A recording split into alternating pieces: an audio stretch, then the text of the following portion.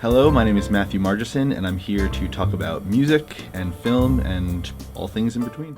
Well, Matt, thanks so much for inviting me to your studio. It's so great to finally sit down and do one of these. Likewise, honored to have you here.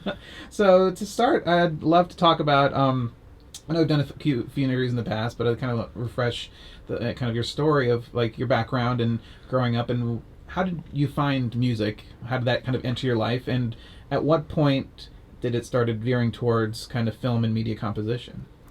It was a slow process. Yeah. When I was growing up, I lived across the street from my grandparents, and my grandmother and my grandfather had an old theater organ in their house, which was kind of more of a furniture piece than anything.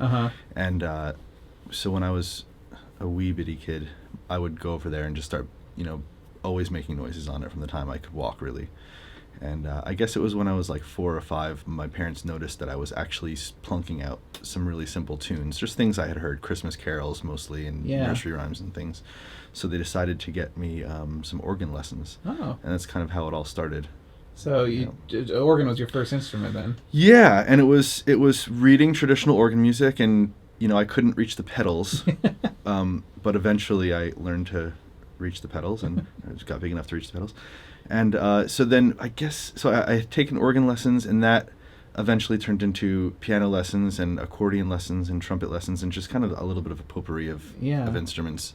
Were you aware of film music at the time? No, I wasn't. I mean, I guess in my adolescence, everyone falls in love with those, Star Wars and Indiana Jones and all the Spielberg, and of course, I remember actually my first experience. This is like memories just shooting back to me now. I remember my first experience with I must have been like 13 or 14 years old, and I had saved up enough money to buy myself a surround sound system. And I remember watching Tim Burton's Batman Returns, the sequel, and the opening titles, kind of the music and sound effects kind of swirls around you. And I remember bringing like my friends up and saying, you have to sit right here, and just playing the opening titles, over and over for different people, just to try to emulate the same joy that I had. But jumping back then, I guess a couple years before that, I was maybe like 10 or 11, and my parents took me to see Phantom of the Opera. Oh, wow. And that was definitely a turning point. Didn't care about the show at all. Was more interested in the fellow waving around the baton. Yeah, because, and was able to go up afterwards and talk to him and told him, I play the piano and you're awesome and I want to do this someday. So that was kind of my first, that's where I really fell in love with like kind of underscore, if you will, or interstitial music for shows, and the orchestra. Yeah. And, kind of non-pop music, even though I guess one could consider Phantom kind of hybrid of pop and Broadway. So that was, and then through my later adolescence, I really got involved in musical theater, a bit of acting, but then once I saw Phantom and really saw what the conductor was doing, musical director, I started just doing a lot of like community and regional theaters, but playing piano and music directing. Wow. And kind of doing the kind of Paul Schaefer thing of doing both a lot of times. And then I worked at a video rental store, growing up, and it wasn't Blockbuster. It was kind of like this hole in the wall place that as an employee there, you just kind of sat and watched movies all day. Maybe you had half a dozen customers all day, just local people in the neighborhood. And I think that's where it kind of all, the cesspool all kind of mixed together. Yeah, and then I found out that there was a couple schools that offered programs in film music specifically, a couple in California and Philadelphia University of the Arts, and Berkeley, of course, and NYU, and a couple. And I went and kind of toured all the schools and fell in love with Boston and went up to Berkeley. Yeah. And that's where I kind of said, okay, this is for real. So really give it a go. So when you made a decision to make it your career, and after you went through school, and did you move direct to LA? No, I was at Berkeley. I was doing the film music thing. I'm a Gemini, and there was kind of a pretty coexisting dual kind of life going on. Yeah. There was the film music, very serious, studying composition, 20th century composition, and film composers and the history and analysis and everything. But I was also playing in a 10-piece funk band at the time, and and that was an unbelievable experience. We toured, we had a bus, we had sponsorships, and Wow. got to a decent level, a decent regional level. Toured the East Coast a couple times, and I'm really glad I got that out of my way when I was in my early 20s. Right. Yeah. Sleeping on Motel 6 floors and what have you. Yeah. And then after I graduated school, the band inevitably broke up, and spent a year still in Massachusetts, kind of deciding, a music degree. What am I doing? What am I going to do with my life here? And so I figured, if I really wanted to give this film music thing a shot, I have to be in Los Angeles. So I packed up everything that I owned, which luckily at that point could fit in a Ford Explorer, 2-door, mind you, and drove across the country. Yeah. Drove across the country without a place to stay. Did you just move by yourself? No one came with you? you? No, my girlfriend at the time, my long-term girlfriend at the time, who now I'm happily married to with a beautiful little boy. Oh, amazing. And she had just finished school too and wanted to be involved in television, so it was an agreeable. We pick up your guys' lives. That's good to it was deal great. with a partner and go out there. Yeah, we camped on the way out. We had a couple $100 in our pocket, and it's like living the dream. That's nice. That's awesome. Yeah.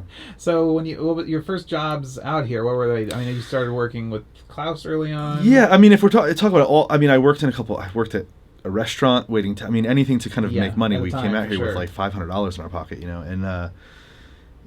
and I started working at a couple of music libraries, just doing kind of admin work and trying to just get around and meet anyone I could. And finally, it was when Craigslist was just beginning, and I answered a Craigslist ad that the headline just said, Santa Monica-based composer looking for an assistant. Could be worth a shot. Yeah. And I walked in the door, and Hans Zimmer's standing right there, and it wasn't to work for Hans Zimmer, but he just happened to be right there talking to the receptionist when I walked in. And the internship was for working for Klaus Badelt. Yeah. And one of his staff interviewed me, and I started that day, and they kind of said, okay, here's a hard drive, you need to bring it to a director with some music on it, and we'll see how long you last, was the quote I remember. And here I am. Yeah, you're still here. Wow. Yeah. So, but then you started, from Klaus, I think you worked with Jim Dooley. Yeah. And Henry Jackman, of course, that became a big part of your career. Yeah. So, the role of being an assistant, kind of becoming an additional composer, now you're doing your solo work and co-composing with Henry. Is that pretty much, I guess, a school? I mean, schooling here. I mean, is that schooling, or were you learning stuff that you use now, or are you kind of just waiting for that opportunity? Absolutely. My tenure with Klaus was hardcore education in tech. Yeah. I had, although school was, I'm convinced that there's no way, especially in film music and technology, there's no way for a curriculum to keep up with the ever-changing world of technology. They can do their best every semester to update things, but the financial, component of that is impossible. I took when I was in film school. I was the last class that did 16mm film, and then I was like, wow, switch to digital. Yeah. Well, there goes my entire education. Yeah, the industry's changed. Start over. Yeah. So when I started working with Klaus, I had no idea. I had barely used a Macintosh computer, a Byte ones that were already kind of set up for you, ready to go. Yeah. So when someone says, "Well, we need a duplicate rig," go ahead and build it.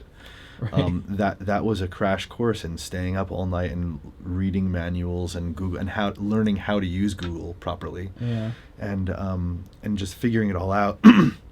And although I worked for Klaus for about a year and a half, just maybe south of 2 years, I feel like it was like a 10-year education in tech. Yeah. And also in how to in working with Klaus and Jim and Henry and Hans, and you're asking applications that I still use today. Yeah. How to sell your music. I mean, right. It's 50% or less about the notes and the politics, and wow.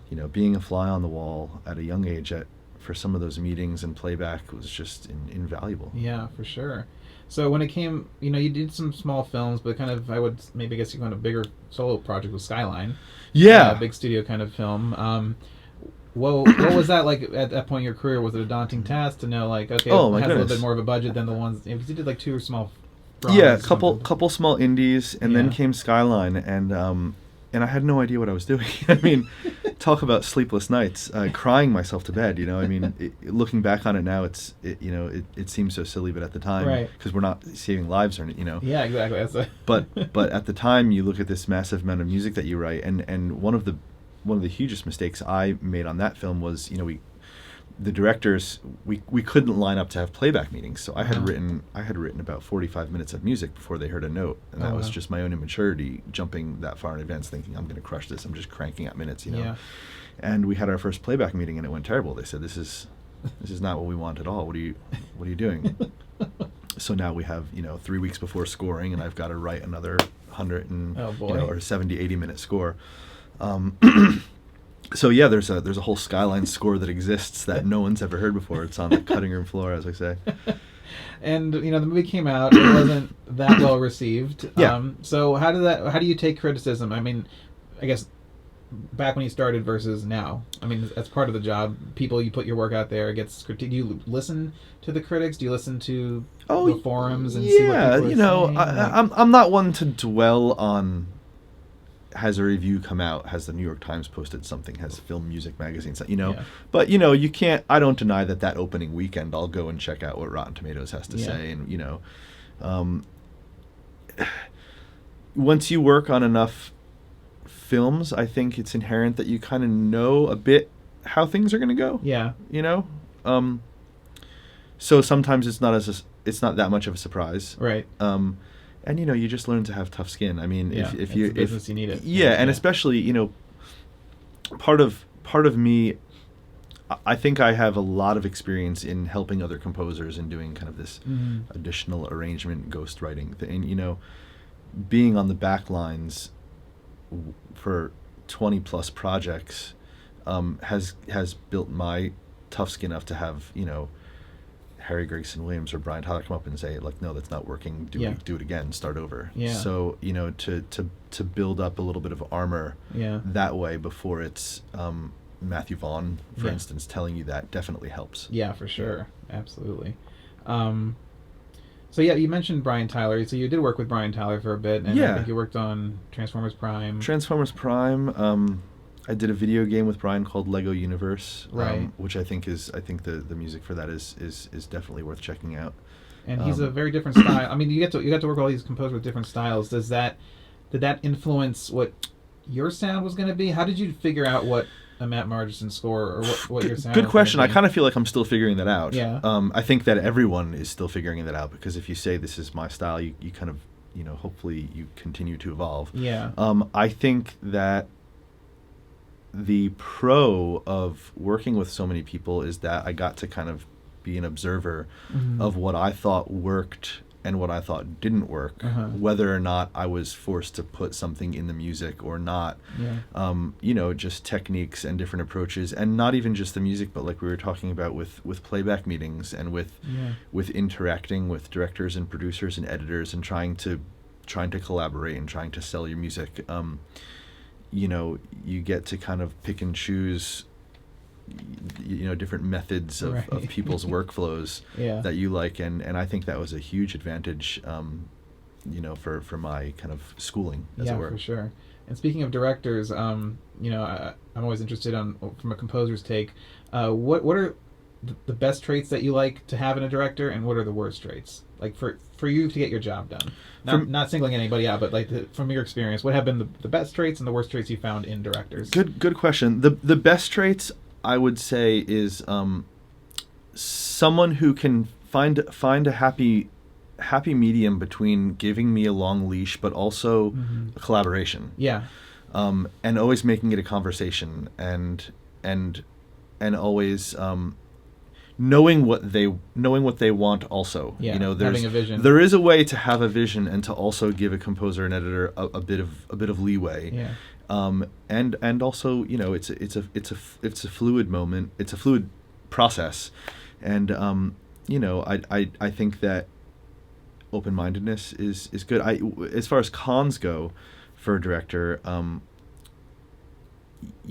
someone who wants you to rip the temp is I think something that we can all agree is not helping the evolutionary process of film music and storytelling. Someone who is almost too knowledgeable sometimes hurts. If they know music too much. Yeah. Yeah. I've been in situations where working on video games specifically, not all of them, but one specifically, where the music supervisor would come back and say, "Oh, I like the French horn there, but why don't you do a modulation and play the intrograde, inversion, retrospect," and they start using all these musical terms, and you're like, "Well, wait a minute, what's going on here?" But everyone's got their pros and cons, I guess. Absolutely. Another really cool project that you worked on, and we talked about your love for kind of musicals and stuff. You got to work on Into the Woods. Oh, it was a dream. And kind of arranging Stephen Sondheim's iconic music. Yeah. I mean, that must have been because you haven't really worked on anything besides the musical except for that, right? That's in your from your early days, musical theater. Yeah, well, it's funny you mentioned that. I've written a couple of musicals for Burning Man. They were just love projects of mine. There's a group that I know that goes to Burning Man every year, and for 3 or 4 years in a row, we would write this dinner theater musical, and they would perform it at Burning Man. You could find them all on YouTube, and they're so much fun. It was, like I said, it was a labor of love, and we'd get these groups of people to come in and sing the backtracks, and there'd be the most racy, ridiculous topics. Yeah. As you would play at Burning Man. Exactly. But anyway, yeah, going back to Sondheim, it was amazing. I mean, when I got the call to go and help on that, I really didn't know what to expect. Yeah. And I can't really claim that I, wrote any original music or that it was my music or anything. But the joy for me was, and being a Sondheim fan, I mean, the joy for me was to go, and they basically said, here are the original orchestrations and the original scores. And so to kind of dive into that and study it was just awesome. Yeah, and then adapt it to a completely different medium. Absolutely. Yeah. And especially with Sondheim, who, lyrically, compositionally, structurally, the arrangements, they're off the beaten path. Yeah. There's some wrong notes in there that are right. You know, and when you get to look and see the execution of it, it's profound. Yeah, and then, I mean, and his music is so iconic. I mean, he just has a sound. And there's one thing on your IMDb I just wanted to ask. It's something that I saw that I didn't know about. Was the Universal Studios tour? Did you compose something for the Backlot tour? Both the Universal Studios tour and now the Warner Brothers tour. Oh, wow. I've done the music to the Backlot tour. So when you go and you sit in the tram and drive around. That's you? Is it still you? That's me. I don't know. The Universal's tour was quite a number of years ago, so I'm not sure if that's still there. Okay. But the Warner Brothers tour I just did about 1.5-2 years ago, so I'm pretty sure that's because they just did a big overhaul of the tour. So, right. Yeah. Yeah. No, they're fun gigs, because it's a bit more interactive, and it's not video game, it's not TV, it's not film, it's another medium. Right. And speaking of video game, you've done video games like Knack and PlayStation All Stars. Yeah. Right? So, and then I've talked to other composers who kind of dabbled in both worlds. Does scoring a video game, does that kind of tap into a different creative side or creative part of your brain that gets exercised that maybe doesn't get exercised on a fixed film, with just Yeah, no, definitely. I think it's a double-edged answer. Yeah. In a way, because you're still dealing with the same instruments. You're still dealing, for the games I've composed for, you're still dealing with the Western Orchestra. You're dealing with synthesizers. You're dealing with things like more contemporary band, guitar, drums, bass, those type of things. But I think that with games, you can separate the music into two big categories. One is the cut scenes, the cinematics. Yeah. So that is very much like scoring for a film. You're kind of the picture's God, essentially. Except when you do gameplay music. when you do gameplay music, and the briefing is, medium action. I know I was talking 4 minute long. Cliff Martinez about it, and he did Far Cry, and he was like, they just give you a from 1 to 10, kind of I want this level of intensity or this, and you just give it to them, and they kind of make it work, I guess. Yeah, no, they have the audio engineers. We'll get into that for a second, but I think there is a part of your brain that probably functions slightly different because there's no picture to be got. So you probably, I think that if I were to analyze myself, you do develop tunes differently, and how things evolve and how things build differently because you're not timing things out to a picture. And as far as there's what they're doing now with video games, and I guess they've been doing this for years actually, is a lot of the times we'll be asked to compose tracks in layers. All right. So that way, if it's a first-person shooter, for example, and you're just kind of skulking around, it's layer one playing. Yeah. Whereas all 3 layers are actually, or all 5 layers, whatever they do Right. now, are actually playing at the same time. It's just the faders are down. Yeah. And so you see a baddie come And that's like shooting push at you, something and in. something else comes in. The programming on that, I don't know. I don't want to know. It's above my pay grade. I Right. don't want to know how they do that. I know it's gotten so complex to the point, especially like open world games and stuff, and Yeah. versus when I remember growing up and just playing like Medal of Honor, yeah, which is yeah, just exactly. Chiquino and just Yeah. just And the Medal of Honor, I remember playing Medal of Honor, and and then once you give these guys your stems and all the different splits of the instrument, they take a 4-minute track and you loop it for 45 minutes, and Wow. it's certainly not. They can kind of start cutting up and doing things and Yeah. still respecting the intent of the music, which Wow. is nice. Yeah, absolutely.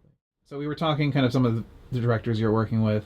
Tim Burton was a big one, of course. Yeah. With Miss Peregrine's Home for Peculiar Children. So, what was like that working with Michael Hyam and kind of you guys came in after the era of Danny Elfman, kind of his first non-Danny Elfman score in a long time. Yeah, in a long time. I think Yeah. there's maybe only been 1 or 2 others. Yeah, if it I'm was not like mistaken. Ed Wood's. Yeah. It's certainly not one of those things and I consciously when I drove across the country, you never think like, oh, I'm going to work with Tim Burton or I want to work with Spielberg, or you know what I mean, because they have their guys, and you kind of, I had this ambition of, well, I need to find who the guys are at USC and UCLA who are Yeah. the next Tim Burton and the next, Right. I mean, thing. you're just on the story of watching Batman. Yeah, Returns yeah. bring I it should back. have told Tim that story. I and you got to work with the guy. It's crazy. Yeah, I remember I got the call from Mike to go. He called and he said, "Can you come out and meet Tim?" Uh-huh. They had played him some of my music, and he said, "Yeah, bring him out and meet him." And so I was on the plane the next day to go, or even that day. I don't even, maybe just drove to the airport. and I remember it was while they were still shooting the movie. Wow. And I remember Tim, some people told me afterwards that Tim wanted to make sure I was normal. I was is he cool? And we had a chat, and totally down to earth. Yeah. It doesn't buy into all the Hollywood bureaucracy, which is just reassuring and really nice, and Yeah. and just a pleasure to work with. And Tim is a perfect example where he gave Mike and I a really long leash, but he knew when he didn't like something, and he knew when he very clearly knew when he didn't, and we were able to, after a couple weeks, really find a good palette and a good working relationship, and it was a brilliant project to be part of. And you got to you pretty much moved over to London and Yeah, it was bumped up with right next to his editing room, right? Yeah, I was Tim there's a family vibe. Yeah. So in one room is the editor, and one room is visual effects, and one room sound, and one room Wow. is a music editor, and so there was very little scheduled playbacks. Tim just kind of pops in and looks at what you're doing, and you might play him a cue or two. You might have 4 that you want to show him, and he's, I'll come back in a couple hours maybe, and Right. and it was very, very casual working environment, which was really nice. And I was there. I was only supposed to be over in London for about 4 months, 3 or 4 months writing, but the schedule got pushed, and they started doing some reshoots, and I was over there for the good part of the year. I think like Wow. 8 or 9 months. Wow. The family came over. It was brilliant. It's an amazing city. Yeah, that's awesome. And you switch over to TV for a little bit. I know you worked on or Transformers Prime, which was a TV show, but you're the solo composer on Wrecked on TBS, which is a comedy. It's kind of, I guess, almost borderline spoofing certain genre of like survival, almost Lost. There's a Lost. It's a bunch of idiots that get stranded on an island. And it's a single camera comedy, and shot on location. I mean, how was it challenging to find the right tone for the score, or was it just easy to play it serious and let the comedy kind of play out on screen? Like, what was the approach, I guess, for that kind of series? Yeah, there was definitely the briefing that we want to play this serious. Yeah. The action should be serious. Every once in a while, there's a more kind of, I don't even if you would call it a lighter or a quirkier or a comical cue. Yeah.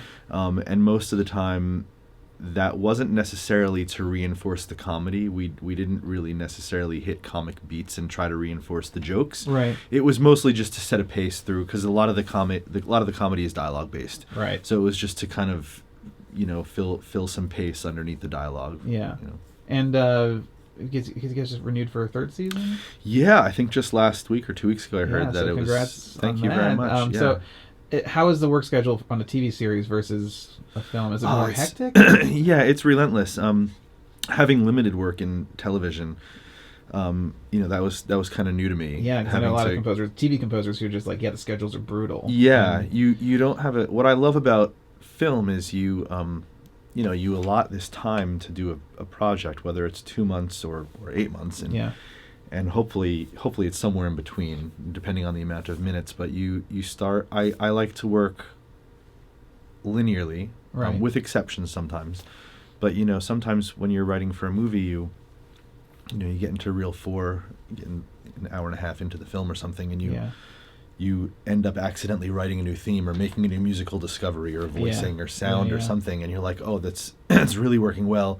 I want to double back now, and you have the luxury of kind of going back and revisiting things that may have already been approved that you want to improve upon. Right. In TV, that just doesn't exist. In TV, you've got to crank out 15 to 40 minutes a week and not really second guess yourself. So it's just all gut instinct there. Is it? Yeah, it's a lot of throwing things at the music page and seeing what sticks and hoping that it goes over well with the producers or the director, whoever may be. Was season 2 easier now, after you kind of found a groove? Was season 1 more challenging to get your... Season 1 I actually didn't do. Oh, you didn't do season 1? No, I did the pilot. Okay. And I think I'm allowed to say this. There was really no budget for a composer. Oh, wow. And so they ended up using a lot of library music, and they ended up taking a lot of my music from the pilot and kind of cutting it up and using it through the series. And then once it was renewed, they kind of redid all the contracts, and I was on for season 2. So it was going back to some of the pilot sounds we had made that I wanted to use through all of season 1. But because we really didn't have a musical world that we were living in based on one episode, it was nice for me to be able to kind of start from scratch. Yeah, wow, that's awesome. Well, hopefully they have budget for season 3. I hope so too. It'd be good to keep working on that world. Yeah, it's a really fun. I mean, it's a silly show, but at least 4 or 5 times on every episode, I end up like cracking up while I'm working on it. So it's a good sign of a good comedy. So let's talk about Mr. Vaughn, which has been a big part of your career. Yeah, Mr. Matthew Vaughn.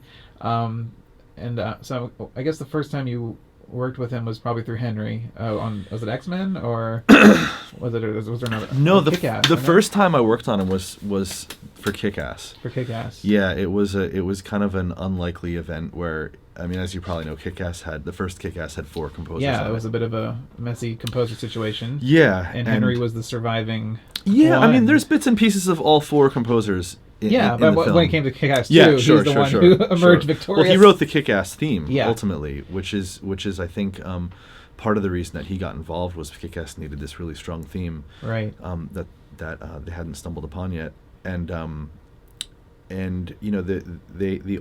4 of the composers had done these versions of music for the final fight in KickAss. Yeah, that big. And Matthew was a bit up in the air and liked kind of parts of each one. Yeah.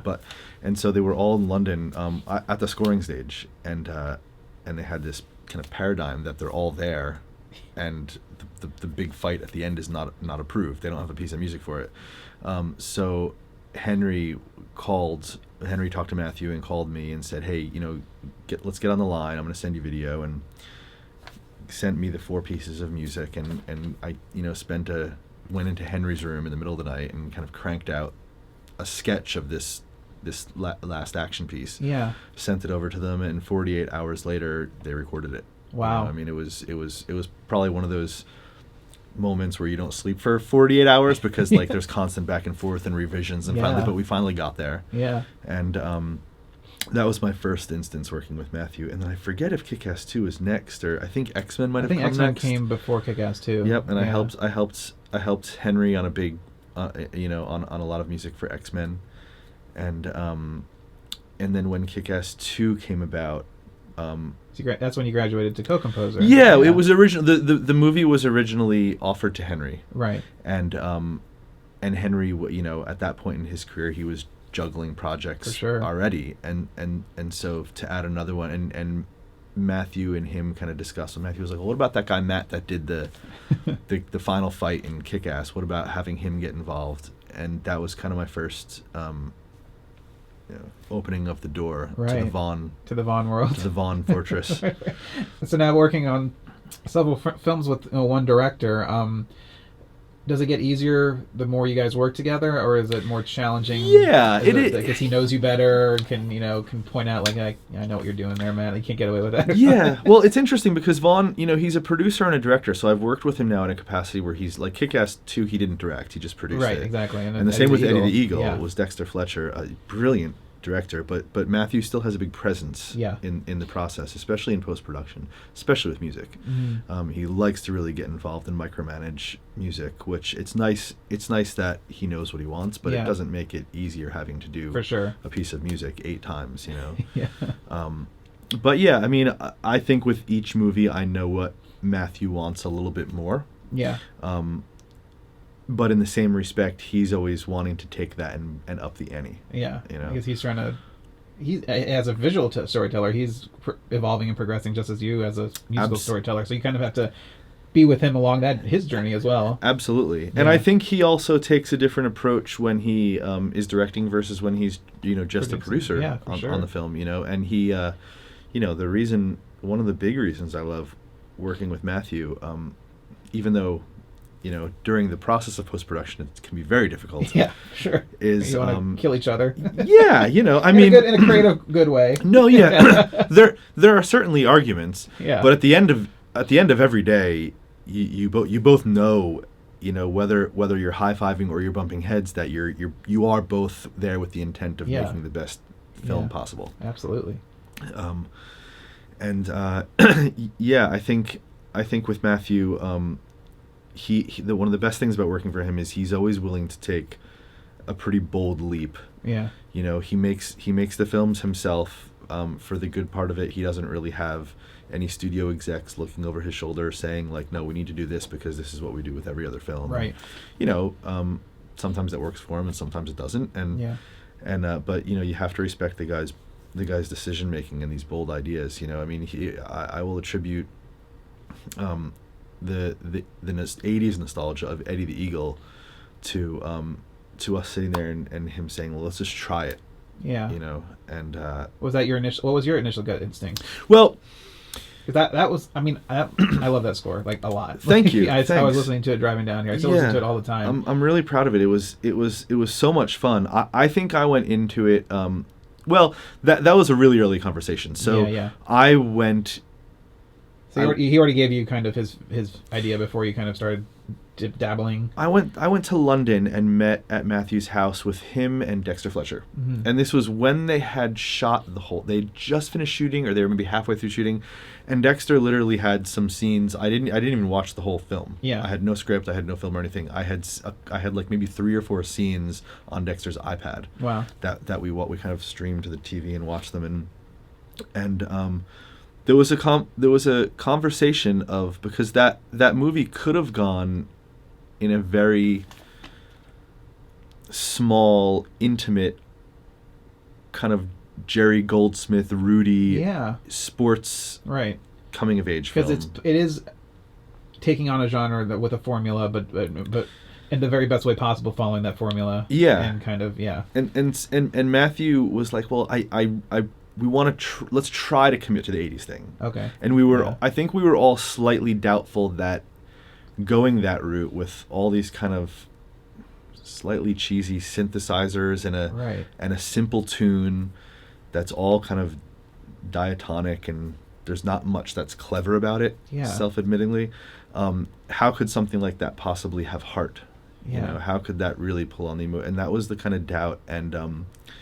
And so I came back, and so that it was, on one hand, do we do that? Do we take that leap, or do we play it a bit more safe and use strings and a piano, because it could have, gone that route very easily. That would have been the path of least resistance. Right.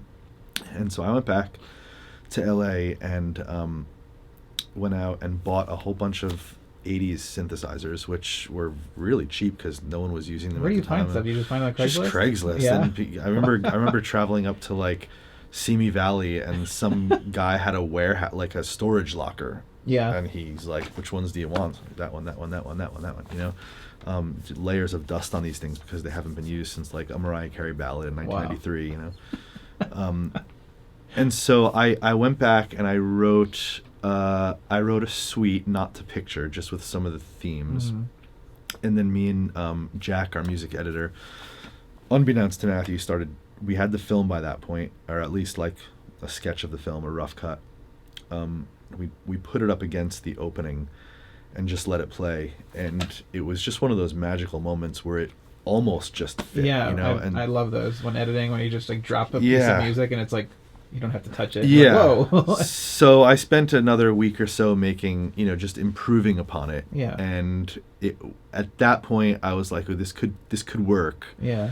And so we sent it to Matthew and Dexter, and Dexter really, really loved it, the director. And Matthew called and he was like, "Don't touch a single note." And he always referred to we called it the overture because there's a montage in Eddie the Eagle for opening like 6 or 7 minutes. Right. That kind of brings you. It tells you the story that you're gonna get into very clearly with very little dialogue. Right. And the acting and the shots are amazing. And Matthew always has a little bit of an anecdote on each of his project. That film, he said that opening film, the opening scene, he felt like he was getting hugged by the music. And so throughout the course of that, when I was playing music back for him and Dexter, it was always about the hug. Yeah. It was always about, I'm not getting hugged. Yeah. We're not there yet. I'm getting a one-armed hug, and so it ultimately ended up working out. I know. And I think it was a combination of things. It was a combination of the sounds we chose. It was a combination of the tune. It was a combination of Taron Egerton, just brilliant acting, and great performance. Him and Hugh Jackman bantering off each other was just great. It was so easy for it to become so melodramatic and cheesy, but it never got there. I don't know. It felt so genuine still, even though it was following a formula. And you knew he was going to succeed, and you knew he was going to do it. And it's just like, but you were in it the whole time. You're in it, and from the end of that overture piece, you're rooting for him the whole movie. Yeah, exactly. Against all odds, you're still rooting for him. Yeah. So let's talk about Kingsman a little bit. So that's another Matthew Vaughn adventure that you went on with. Slightly different genre. Slightly different genre, the kind of over-the-top spy. Yeah, cartoon action, stylized. So kind of go back to the first one for a little bit. What was it like, I guess, building that universe? Which, I mean, I kind of called it was a spy movie with heart, though, because there was a lot of character emotion in it, and it definitely played in the second one. Like, it wasn't just like waiting for the action scenes like a James Bond movie. It was like, well, you were with the characters more than the action, even though the action is super awesome and stylized. So finding that theme, I mean, it's probably Henry. I don't know if no, the theme actually was me and Henry sitting at a piano with Matthew Vaughn on speakerphone in London, and we had, first he wasn't on speakerphone, and we kind of played around with a lot of ideas, and then we would get Matthew on the phone and play him things, and it literally kind of Henry sitting at one end of the piano and me sitting at the other, and then we'd switch, and Matthew going, "Oh, everything's great except that last note. That last note needs to go up." Or that what's that note? What is that note right there? He said, "That's an E." Well, try an F. And so it was a great collaboration, coming up with all the DNA, the musical grammar for Kingsman. Right. And that was actually, to be perfectly honest with you, coming up with the themes was the easy part. Once we kind of ironed them out, what was difficult about that movie was is again a conversation between me and Henry and Matthew, is the execution of them. Right. And the encasement of the tunes. Yeah. How serious, how cheeky, how British. Yes, yeah. How synthy, how traditional, how guitar heavy, how pompous, how, all these things we tried at the beginning for ages, and how to wrap up these themes. The Valentine theme, I remember struggling with for ages. Right. He liked these big leaps of French horn blasting out the brass, but it was what's the middle ground, what's the background in the music, Yeah. you know. And so once we decided on those, once we tried 20 things, we finally kind of came to what we arrived at that worked for the film. So then how did it evolve for the second one? So I mean the DNA is still there. That theme, I mean, you guys, the variation on that theme is fantastic. I loved how present it was throughout the film. And then of course you did this amazing thing with John Denver, kind of orchestrating that piece that became like a big part of the score. Yeah, unexpectedly. it's a big underlying storytelling theme of it, sure. with Mark Strong's character. Yeah. Yeah, it's interesting. I mean, I think for any sequel, there's a comfort because you've already created the world. Yeah. You know, so you don't have to start from scratch. But then the challenge is different because it's like, well, where do we go from here? Yeah, like how does it change? Or how does it evolve? Progress? Yeah. Yeah. How do you start exploring things? So you do, you do kind of very academic things, like how can we voice things different? How can we deconstruct the themes and the motifs? Yeah. And I think inevitably you make discoveries, you know, and also the character journeys, I think inherently help with that, help you intuitively come up with different arrangements and using different instruments, and then of course, you know, that's just talking about the reoccurrence of characters, but in Kingsman 2 we have the statesman and we have a new villain, and so there is a component of brand new territory. How fun was it exploring kind of that Western stuff? Oh man, that must have been great. It was amazing, and we thought at first that was going to be the hardest nut to crack on it, was the statesman. Yeah. And and I went back into the laboratory that we're in and started recording some guitars and started recording some fiddles and some banjo and some washboard. I think at one point we even sampled a whip for some percussion. I think it's buried in a couple of the tracks. And once we played the stuff for Matthew again, he was just like, "This is great, you know, like love it. Let's push it further, you know." Yeah. And the whole film felt like it was pushing everything further. Yeah. It definitely goes to 11. It follows kind of the same story beats as the first one, but it I don't know, it because it was longer, it was like 2.5, almost 2.5 hours. Yeah, 220, so 220 a lot of other. character building kind of before you get to kind of those staples of the action. Yeah, and I think each of the characters, you know, Eggsy goes on his journey, dealing with his friends and his fiance, and he also goes on a journey with Harry. Harry goes on his journey of trying to kind of everyone felt like a main character. It was figure weird, out who Harry is. The statesmen have Pedro Pascal's character, Agent Whiskey, has his own journey, and even kind of the subsidiary character, Halle Berry, has her mini little saga in it of trying to become a full-fledged statesman, and so there's all these different story bullet points, which is a joy, because you don't feel like you're just hammering the same musical idea over the head over and over and over again. Absolutely. So what was it like working on the John Denver piece, which was Take Me Home Country Roads, and then were you the one who orchestrated and kind of arranged it for that arrangement for it? For when there's a couple different arrangements in the movie. I think there's 4 of them. There's the opening titles, which is oddly enough played on bagpipe. There's a whole that's right. the Mark Strong Scotland. You don't realize the significance of the opening titles until later on in the film. It's kind of like a little bit of laying seeds for what's to come. That's true. I never thought about that. When we first go to Kentucky, there is there's a short version of it, which is kind of very traditional Western orchestration. Yeah.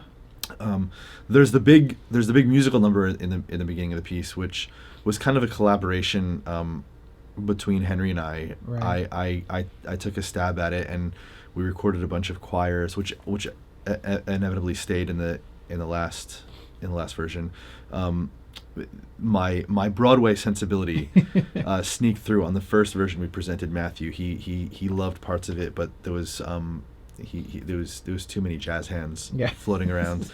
And so, you know, it shifted over to Henry's room, and then it came back, and then it went back, and it was kind of the back and forth, and then there's the piece at the end, the kind of big massive the big build country roads once we beat the enemy at the end, which I think Henry did that arrangement of it. Yeah, that's awesome. I mean, I just loved how it worked, and it felt part of the character, and you made it feel part of the score as well, even though it's such a well-known tune that I remember drinking in college to that thing playing in the background, and it's cool. It's cool being able to take a song and flip it over on its side, and you know, like I said before, deconstruct it and kind of, you know, it's at a slower tempo and it's a little bit more emotional and got a little bit more weight and gravitas to it. Absolutely. You know? So we were just talking about Kingsman, and so you worked with Henry on both these films and with on KickAss too. So what is the relationship that you and Henry have when you guys are co-composing versus being in the past where you've been a kind of additional composer? How does Henry work? Do you guys work well together? Do you guys kind of take your separate paths and then meet up and go, hey, what do you do? What do I do? So, or is it more hands-on with each other? No, it's very hands-on. I think with all of the kind of arranging that I've done for Henry in the past, there's definitely a mutual respect, and I think when, you know, on the way my mind works is if I'm on a project with Henry, one of Henry's films where he's the composer on it, right? You know, I have to have the utmost respect for his intent, absolutely, and his themes and his orchestrational methods. Where I think when I'm also sitting at the table, you know, inherently I force out a little bit more of my creativity, and Henry's, you know, perfectly fine with that. If anything, you know, it's less pressure for both of us because we've got a Vaughn on all of our shoulders, you know. Right.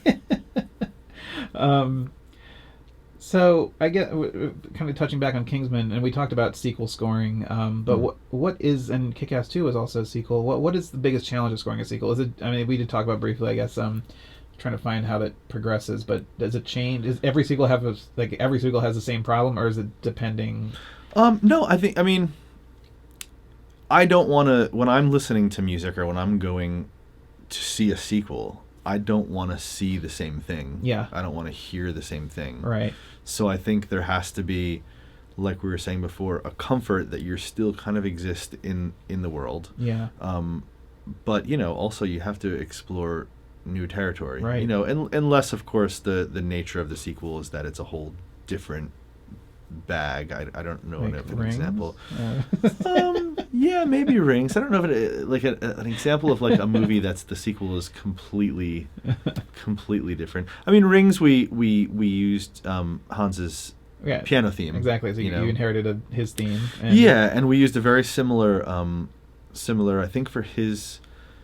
I think for his scores, the first Ring, I think he recorded 28 celli, if I'm not mistaken, and that was the whole orchestra. Yeah. And for the sequel that I did, I think I took 6 of them out and made them violas. So there was an evolution, if you want to call it that, or a devolution. I don't know. But you know, I had some harmonic writing in it, and I had the range of the orchestra was slightly higher for the stuff I was writing, so we had a couple of violas sneak in there. Was it challenging to do horror? Was that, have you done horror before that one, or was I had done a film called Scout's Guide to the Zombie Apocalypse, which was a horror comedy. Exactly. So you know, there was always a wink no matter what was going on. This was straight horror. Yeah, this was straight horror, and to be honest with you, Rings was, I mean, I did Rings in like 4.5 weeks. Yeah, it was a rush thing. Yeah, it was a rush thing. I don't know the full backstory, but I think Paramount had shelved the movie for a while. And and then they had an opening, and they said, let's release it, you know, in a month or something like this. And so it was, you know, quick write, and let's get it out, you know. So yeah, it was a whirlwind experience of 20-hour days. The movie is what it is, but I think some music came out. Good music came out of it. There's definitely a handful of respectable scenes in there. Yeah. So kind of talking maybe just about your process overall, I always like to ask composers, where does the first note come from? Good question. Like tears, tears, anxiety. Like, what do you gravitate towards to find, like, to pull that note out of you? Do you like to read the script? Do you like to just watch the first cut? Do you like just talk to the director? I mean, what kind of sparks? I mean, sure, it's different every movie, but like, yeah, I think a lot of conversation. If there's the luxury of having conversation, and finding out what the director's vision is, not musically speaking, but what's the director's vision for the film. Yeah. I love listening to classical music, so a lot of the times when I'm driving, there's classical music on, and there might be some harmony change or something that's like, let me wonder what that orchestration or something, and I think once you have that first, the first scene you write is always the most difficult. I'm just starting a film now and just working on the first couple scenes, and the director hasn't heard anything yet, so it's a little bit of a gamble. Once I play him some stuff and there's a reaction, then it's easier to go from there, no matter what the reaction is. Right. If he's not into something, it's like, well, there's one thing I shouldn't do again. Yeah. What is normally the first scene because no movies are shot like sequential order, so does it really depend on what they're shooting? Is that the first scene you get? I usually don't get the film until there's an assembly. Okay, so there's a first cut, like an assembly cut. Even if it's, when I started working on Kingsman 2, it was 3.5 hours long, 3 hours and 15 minutes long. Oh, wow. They cut a lot out of it. And so, I personally, like I was saying, with exception, I like to work linearly. Yes, yeah. The main titles, or if there's like a very first opening scene or a prologue scene or something, I usually leave that at the door. Right. Not worry about that, but start writing some of the exposition and go back and watch the first half hour over and over again, and just see how it feels, see how the story feels, see if you're attaching yourself to who you're supposed to be. Right. See if the perspective is there, see if the music feels right, see if the world you're starting to create feels right, and then, like I said, I'm a big proponent of jumping back and going back and making sure that something that makes sense in reel 6 is also making sense in reel 1, and so developing. It is an arc. Yeah, for sure. When you're composing pieces, and you have the director sit down and do a playback, do you ever have like 3 or 4 versions ready to go?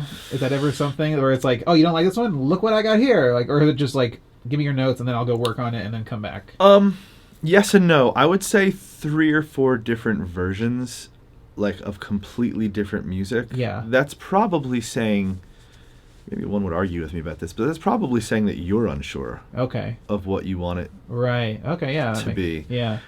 Definitely lots of instances where there might be one sound or one moment where I say, ooh, I could play it this way. Right. Or I could play it this way. Yeah. Especially with horror films, getting and comedies too, getting the scares, the timing of the scares. Yeah. And the timing of the jokes. Yeah. Is those both genres are all about timing. Yeah, that might be, here's 2 versions. One plays the scare right on the cut, and one plays it just before 2 frames before the cut. Yeah. Because that sometimes the jump scare before is for an audience perspective. And that's the same thing where when you go to test screenings and you go and you watch a film, a comedy or a hard action with an audience, you get a whole different perspective than when you're just sitting in a room with no windows. Exactly. Yeah, absolutely. So kind of away from work, what are kind of hobbies that you do? Just Matt the person to kind of refresh your mind, break away from it and kind of creatively reset. What's our good tips for... Good question. This past things that I'd like to do. How about that? Yes. Things that I'd like to do that I do, but I'd like to do more of. I grew up on the water on the East Coast, and I've had the opportunity this summer to get in touch with those roots, and I've done a bit of fishing out in the ocean, and it's been just like kayaking and getting out on the water, which is just amazing. We've upped our frequency. My family and I have upped our frequency of camping. Yeah. And kind of doing outdoor things. The past couple of years, I've gotten really into hiking, which has been really good. I bike ride. I take spinning classes, which is never thought I'd be into spinning, but I absolutely love it. Yeah. And just try.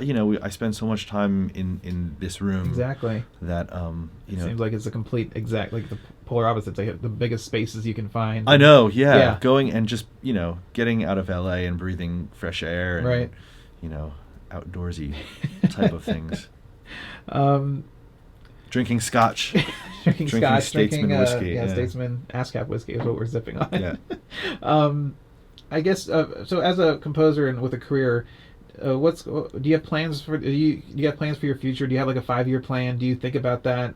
But I mean, you have such an established career now. Are you just taking it kind of one day at a time, or do you? A little bit of both. I think you have to. I think you have to take each proposed project on an individual basis and not really say, if there's a project that I really maybe want to work with a director. Right. Or really want to work with an editor. Yeah. Or maybe there's a script, or I know something's in development that, I don't necessarily have the affinity for a director or something, but I think the script is greater. That go for those things.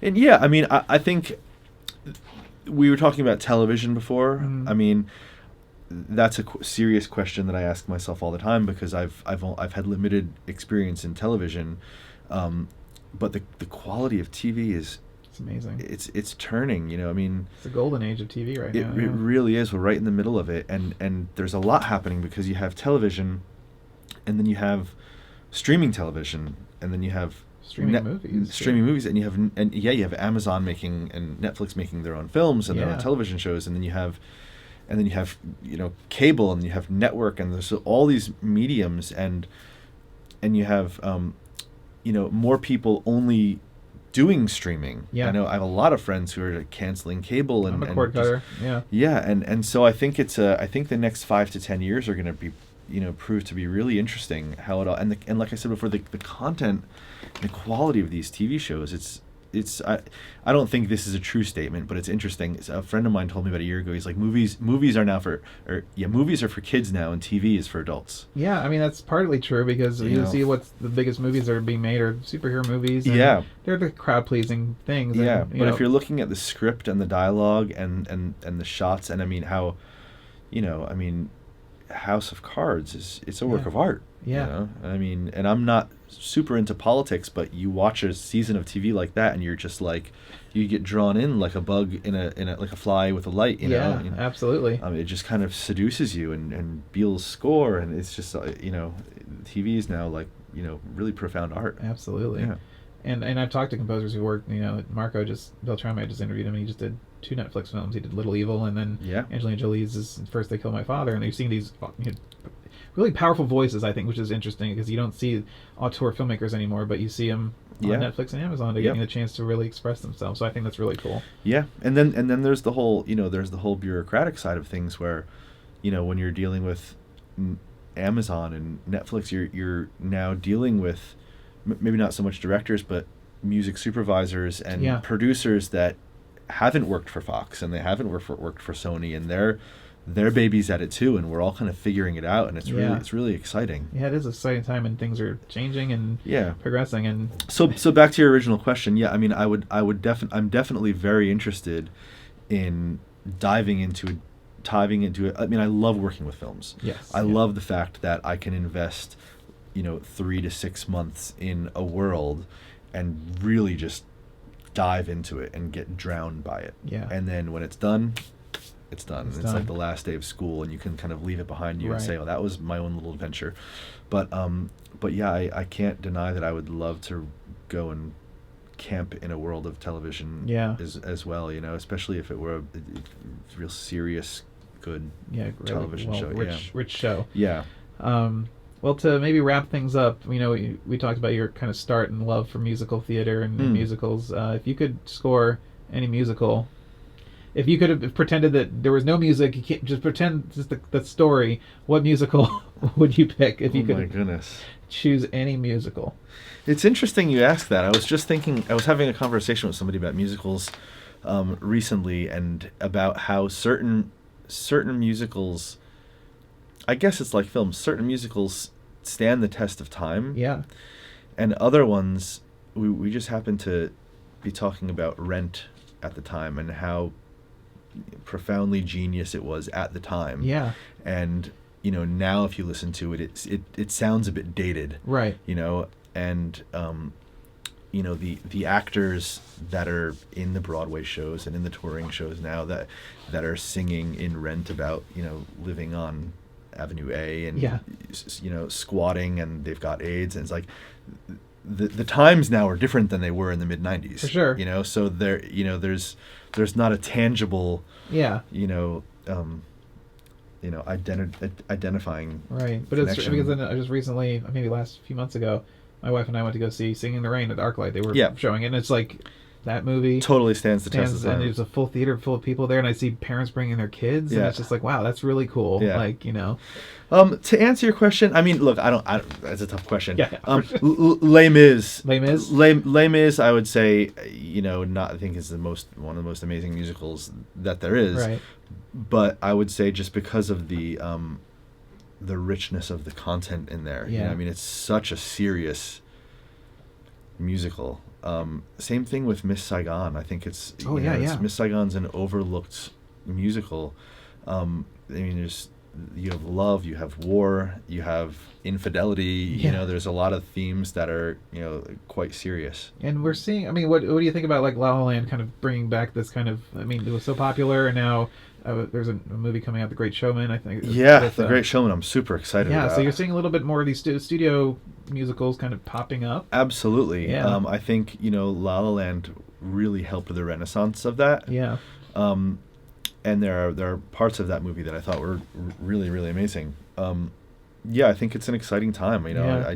I'd be interested to see what's going to happen with movie musicals in the next, because like Greatest Showman's original, so not an adaptation. La La Land as well. Yeah. And so you have now a renaissance of the following of it. People going to see them, and also I think with something like La La Land, I think the world, I think the United States, I think we needed that. We do, time, and because for the longest time it was just reserved for Disney movies. I think at least on the film, there's still Broadway theater and stuff, but like for films, it's just like Disney movies were the musicals, and it was for animation. But now that we're seeing these kind of PG-13 and kind of more adult stories and adult stories and more accessibility. I mean, more relatableness. I mean, someone like Lin-Manuel Miranda is using hip hop. I mean, who would have thunk that A could work, or B could be as poetically profound as it is. Yeah.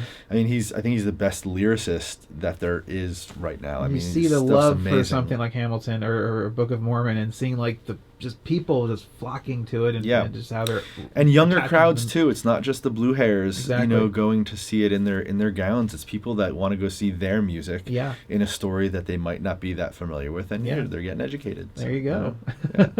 Well, Matt, I want to thank you so much for sitting here coming over, Kai. It was such a great chat, and I can't wait for what comes next. As always. Me too. It's an exciting adventure. Thank you so much. Thanks.